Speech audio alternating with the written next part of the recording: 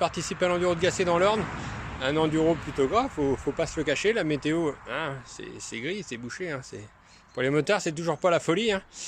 Donc voilà, je vais vous montrer dans cette vidéo comment on nettoie sa moto étape par étape, correctement, afin de repartir avec une moto propre, saine, sans avoir de mauvaises surprises, parce qu'on l'a mal nettoyé derrière et qu'on n'aurait peut-être pas vu quelque chose qui aurait pu être caché par de la boue ou autre chose.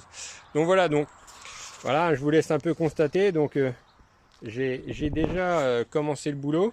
Donc pour commencer, le plus gros du travail, on commence avec une spatule en bois pour pas trop rayer la moto. Bon bah là, malheureusement, suite à un souci technique, on va changer de spatule et puis on va passer à une autre étape. Donc voilà, je vous montre comment on fait et puis c'est parti. Allez, go!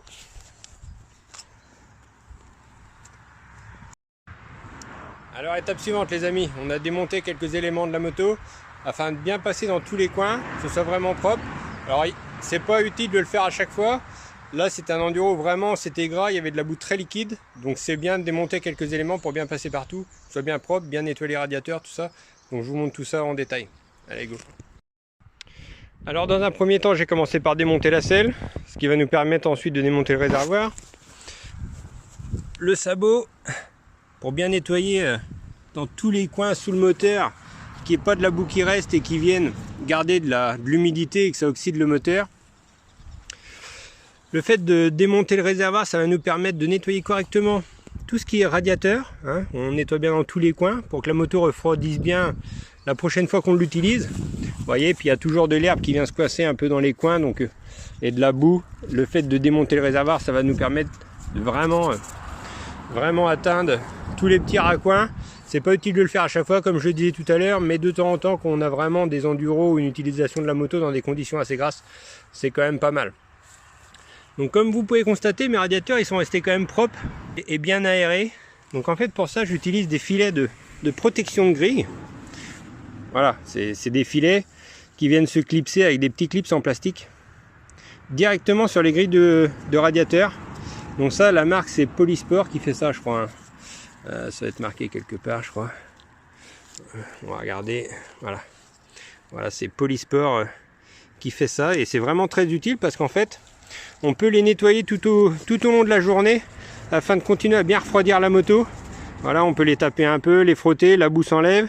Ça permet de garder des grilles de radiateur bien propres, bien aérées et ça refroidit correctement la moto. Donc voilà. J'ai enlevé les protections de fourche en plastique que j'utilise. C'est des protections toutes simples, hein, des petites coques qui viennent se fixer avec des Colson. Idem pour les bras oscillants. Bras oscillants, pareil, on utilise des coques en plastique pour protéger. C'est pas des protections qui sont faites pour protéger de la boue, c'est vraiment des protections qui sont faites pour protéger des gros chocs et limiter les impacts sur le bras oscillant et vraiment l'endommager. Sur mon embout d'échappement, je mets un petit bout de chambre à air, ça permet de protéger les rivets et autres en cas de chute. Ensuite, le compartiment filtre à air. Voilà, il est resté quand même bien propre, ça c'est plutôt cool. Moi je mets toujours un petit chiffon à l'intérieur dans l'entrée de l'admission parce qu'en fait le cache qu'on va venir mettre,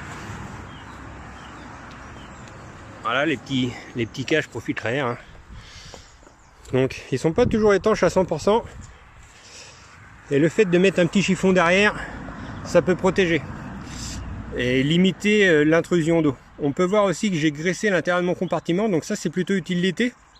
En cas de changement de filtre à air ou d'intrusion de poussière, elle viendra se coller plutôt sur la graisse que de rentrer dans l'admission. Donc ça c'est plutôt cool.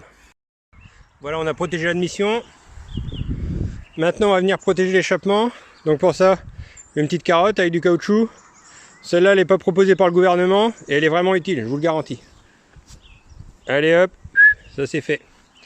On a protégé la connexion du réservoir pour pas qu'il y ait de l'eau qui rentre. Donc pareil, c'est de la récup, hein. J'ai utilisé le scotch qui m'a servi à noter mes temps pour la journée d'hier et un Colson de fixation de protection.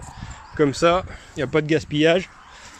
Idem pour la protection, pour protéger la connexion du réservoir. Voilà. Donc ensuite, on va nettoyer toute la moto HP. On va nettoyer tous les éléments. Et puis on va passer un petit coup de soufflette pour bien sécher la moto et limiter l'oxydation ou la corrosion. Allez, c'est parti! Alors le HP est passé. La moto retrouve des couleurs, ça fait plaisir.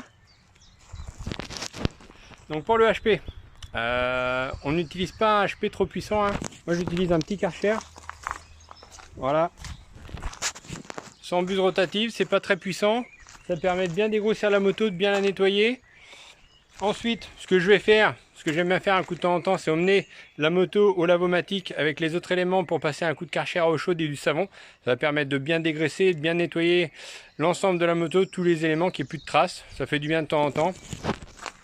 Vous pouvez aussi constater, donc j'ai pas démonté mes protections de moteur. Comme vous pouvez voir, d'origine elles sont pas autant percées que ça, hein. Donc j'ai percé des trous partout afin de bien faire circuler l'eau justement pour le nettoyage de la moto. Ce qui me permet, quand je nettoie la moto, de ne pas être systématiquement obligé de les démonter, parce que si on laisse la boue derrière les caches, ça va oxyder les carters et c'est pas top pour la suite, parce que ça va les fragiliser et ils risquent de fissurer par la suite. Voilà, ce que je vais faire, c'est que pour le coup je vais quand même les démonter, parce que là on fait un gros nettoyage. Je vais aussi démonter les protections de cadre, parce qu'il y a toujours de la boue qui se coince derrière, hein. Faut pas rêver, hein, ça filtre partout.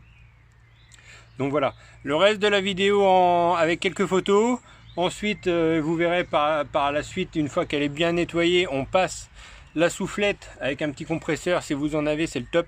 Pour bien sécher la moto, tous les petits éléments électroniques, on essaie de tout passer à la soufflette pour bien sécher la moto, limiter la corrosion, limiter l'oxydation dans les fiches et surtout ce qui est les parties aluminium.